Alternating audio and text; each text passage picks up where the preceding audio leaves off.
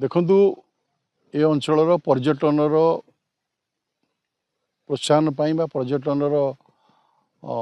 काम को आगू बढ़ापी आम राज्य सरकार को मुझे अनुरोध करी रेंगाली डैम रे एक पर्यटन केन्द्र स्थापना करने तेणु मानवर उपमुख्यमंत्री प्रभाती परिड़ा तांकर विभाग पक्षर 2,25,00,000 टंका सांक्शन करिसेंती रेंगाली डाहाण पार्श्वर उपर पटे डैम रिजर्व भितर आपणकर एक पर्यटन स्थल निर्माण हो जहाँ को आमर अनुगुल वनखंड अधिकारी नेतृत्व में योजन एक प्रस्तुत करा जाउची। आज आम आसलु घटनास्थल बुलायापी कौटी किभली भाव में यार डीपीआर प्रस्तुत होची कौन होची आमे आमर डीएफओ नीतीश जी आसते मुझे आमर रेंजर मैडम आसते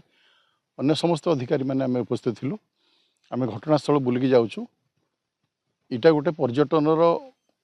प्रमुख केन्द्र करने सरकार निष्पत्ति अच्छी या बढ़ेले लोक मैंने रेंगाली डैम देखा सहित एठी बोटिंग व्यवस्था हे स्पीडी बाइक व्यवस्था हे आपण अन्य समस्त सुविधा हे लोक मैंने जो अवसर समय हे आसिक भोजी करेंगे ये पाखे भोजी करेंगे व्यवस्था हे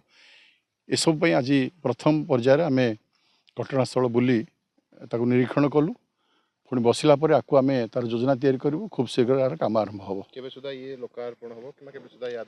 ना आज आम घटनास्थल बुलिक देखलु तार डीपीआर प्रस्तुत होती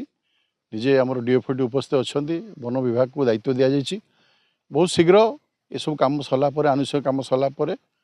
कार्यक्रम आरंभ हम।